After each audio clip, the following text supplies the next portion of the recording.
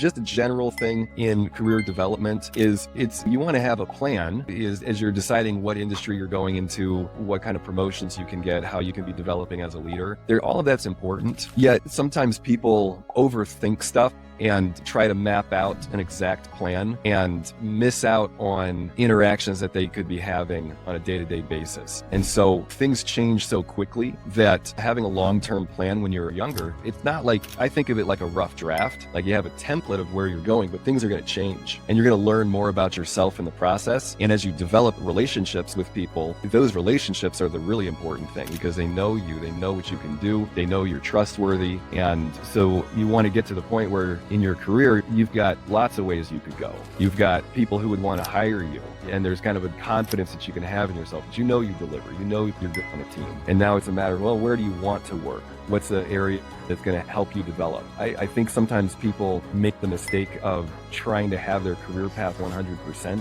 when that's just not the reality, that the world's always changing and what you think you want right now is probably going to change in 5 to 10 years. And look at the that are really core to you, what your values are. So when you're saying you like working with people, great, that's something. What about working with people do you like? That's a big part of how I got into doing this thing as a coach. I love one-to-one and group coaching sessions. And I started to find this when I was an artist. I would work on some projects with people, and I found that the things that I really liked about that. And then I really got into it as a musician. I enjoy oftentimes band rehearsal more than the performance itself. I'm learning to enjoy the performances more, but in a band, it's like, oh wow, like who's this person that I'm interacting with and what's possible? What are they going to create? Like who are they becoming in this moment as they're like working with these sounds and doing this thing, that creative process with people. I love. And then I get to do that with people in their lives about who they're becoming. Like, oh my gosh, what's emerging in my clients? They're having insights about themselves that they didn't have before. While they're having insights about themselves, I'm having insights about myself, and possibilities are starting to open up. And now we're going to look at, okay, what are the new behaviors that you need to do and that are going to be a little outside of your comfort zone? What are these new behaviors that you're doing so that you're becoming more of who you want to be? You're becoming a more effective leader. And so it's this creative space that I go to with people in coaching sessions, one-on-one and in group environments. And I just love. So that thing about working with people, that's always going to be something that I'm doing. Even if like life coaching and leadership coaching does not exist in 10 years and whatever we've got going then is a completely different model, I'll know, okay,